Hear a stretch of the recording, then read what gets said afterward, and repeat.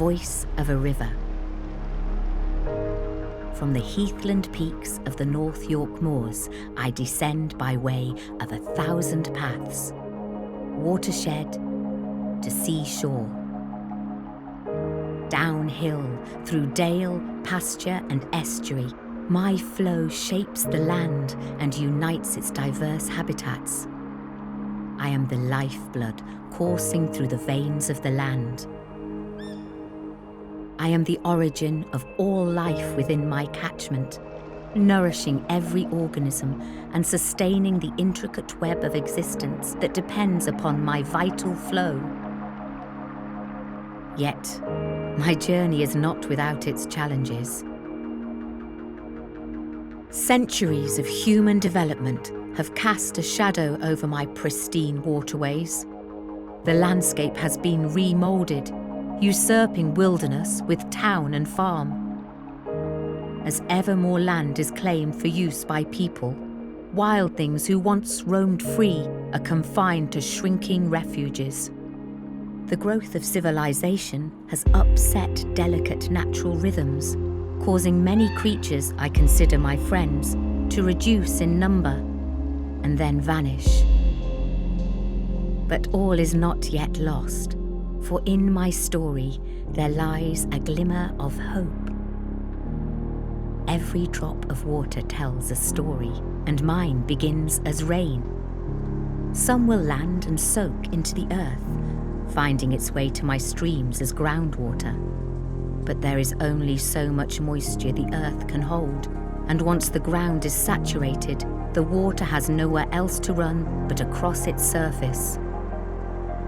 This journey would once have slowly percolated through tanglewood forests, but in the human landscape that replaces them, little vegetation remains to impede this surface water. The deluge sweeps across the saturated surface, mixing a cocktail of animal waste, fertilizers and topsoil. As this toxic runoff enters my course, many lives are lost. Swirling sediments blot out the sun and deprive riverbed plants of essential daylight. Bitter chemicals and animal muck fuel algal blooms which strip my waters of oxygen, causing fish to suffocate. Atlantic salmon still spawn in my streams, but each year their numbers dwindle. When grazing livestock visit my shores to drink, their thirsty hooves pulverize the plants that keep my edges intact. The weak roots of grass cannot hold the loosened soil, and a mixture of trampled earth and animal effluent wash away, contaminating my life-giving currents. Evidence of upstream erosion can be found washed up along my banks, deposited as my water levels drop and my energy dissipates.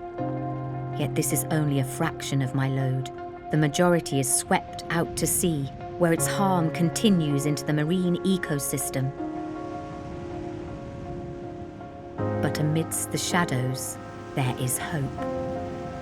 Through the tireless efforts of conservationists and stewards of the land, improvements are being made along my course. Enclosing and afforesting the least productive land around my waterways protects my banks from livestock damage. Each tree planted captures carbon and uses it to grow strong roots that bind the earth together. As these new woods mature, they provide nesting for feathered friends like robin and wren, goldfinch and yellowhammer, who flock here to feed on the insects and invertebrates living around my water's edge.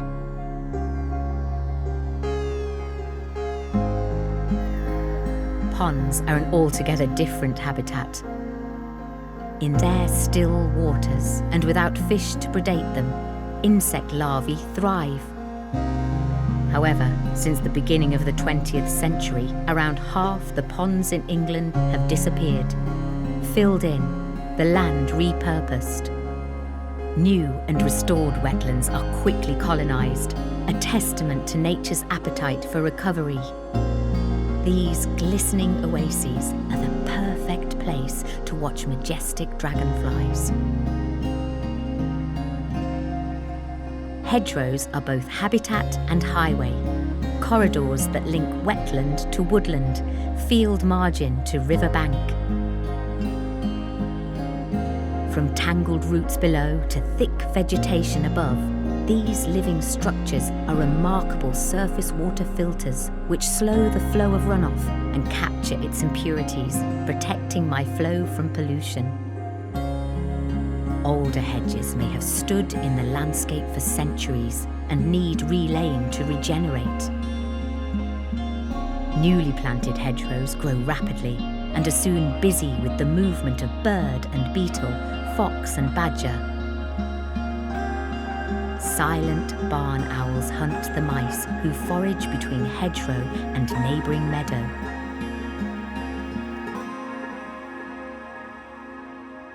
In the lazy miles as I approach Whitby, and the salty tide ebbs and flows from the North Sea, a different set of difficulties befall me. This meeting place of land and sea, of fresh and salt water, was once a wide expanse of mudflats and salt marshes. Acres of intertidal habitats teeming with resilient vegetation and hardy creatures have been reclaimed and built upon. My channel has been doctored, narrowed, straightened, deepened. My waters flow faster, eager for the expanse of the sea. Fragments of salt marsh struggle to survive as their fringes succumb to my torrent. Species of plant have specially adapted to survive this brackish environment, but the very mud in which they grow is being washed away. Bundles of brushwood called fascines, staked to my riverbed, defend the marsh's crumbling edges and absorb energy from my flowing waters, encouraging the build-up of new silt into which the marsh may expand. Salt marsh is a special habitat, providing food and homes to insects, some of which seal themselves into watertight burrows to survive the high tide. By capturing silt and organic matter from the water, salt marshes accumulate and store carbon, helping reduce the effects of climate change. Where my estuary enters the harbour, encroaching quaysides and sea walls smother all trace of my banks, hemming my flow between sheer walls of concrete and steel. With little purchase or shelter, these lifeless elevations give nothing to the ecosystem that their construction has displaced.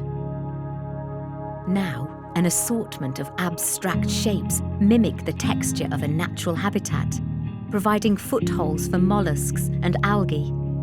Some hold pools of water when low tide drains the harbour.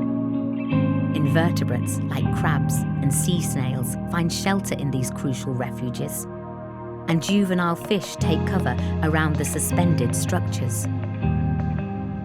A healthy harbour attracts predators like seals, who come to seek refuge and feed before returning to the sea.